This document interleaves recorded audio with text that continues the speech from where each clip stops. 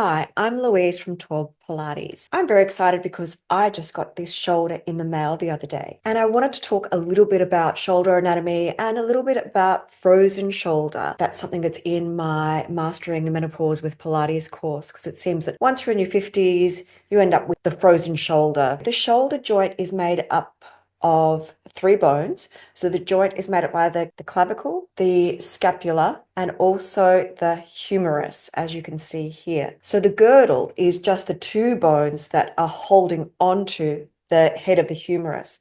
And the girdle is made up by the clavicle and the scapula. This is the front of the shoulder. So you can see that's the collarbone there, and that's the scapula, and that's the humerus. This is the back. So you can see the spine of the scapula, you can see the humerus. So the humerus is held into place by a number of strong ligaments and muscles, and the rotator cuff. So the supraspinatus actually sits in over the top, superior. So it's superior to the spine of the scapula, supraspinatus.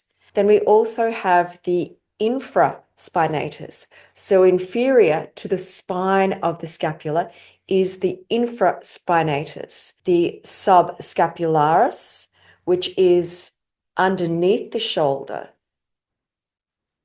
So that's underneath that shoulder blade here, and that helps to internally rotate the humerus. Then you have the teres minor, which is down a little bit lower again. The infraspinatus, which is at the back, inferior to the spine of the scapula, helps with external rotation. The subscapularis helps with internal rotation. So that subscapularis helps to internally rotate the shoulder, and that infraspinatus helps to externally rotate the shoulder.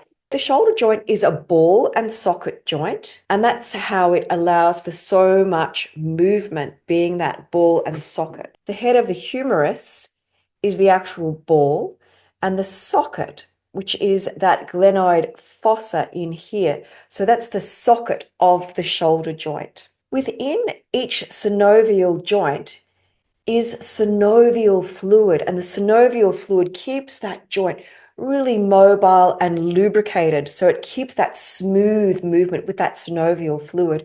So if you're feeling like your joints are a little bit creaky, you just need to move them around, and that will get the synovial fluid working in those joints, like you're oiling your own joints.